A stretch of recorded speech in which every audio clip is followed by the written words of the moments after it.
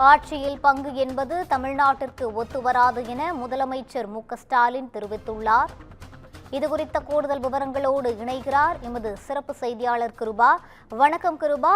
ஆட்சியில் பங்கு என்பது தமிழ்நாட்டிற்கு ஒத்துவராது என்று முதலமைச்சர் கூறியிருக்கிறார். இது குறித்தான முழு விவரங்கள் என்ன? வணக்கம் ரூபி.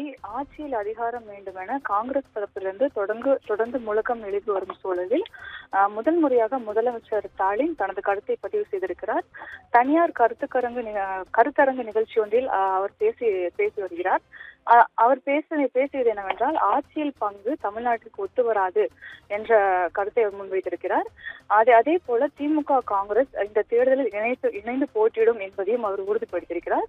தொடர்ந்து அவர் பேசும்போது ராகுல் காந்தி தனது சகோதரரை போன்றவர் என்பதையும் அவர் முன்வைத்திருக்கிறார். ஆட்சியில் பங்கு என்பது தமிழக காங்கிரஸில் தொடர்ந்து ஒரு முழக்கமாக இருந்து வருகிறது. குறிப்பாக தமிழக காங்கிரஸ் எம்பிக்களான மாணிக்கம் தாக்கூர், ஜோதிமணி போன்றோர் இந்த முழக்கங்களை எழுப்பி வருகின்றனர். அதே சமயம் இது தேசிய தலைமை மூலமாகவும் இந்த கோரிக்கை வைக்கப்பட்டு வருவதாகவும் தொடர்ந்து ஒரு குற்றச்சாட்டு இருந்தது. திமுக தரப்பிலிருந்தும் அதற்கு கடுமையான எதிர்ப்புகள் எழுந்து வந்தன.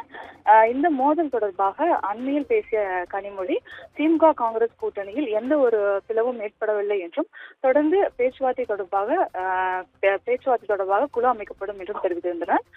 இந்த ஒரு நிலையில்தான் நேற்று டெல்லியில் காங்கிரஸ் தலைமை தமிழக காங்கிரஸ் தலைவர்களை சந்தித்து பேசியிருந்தது.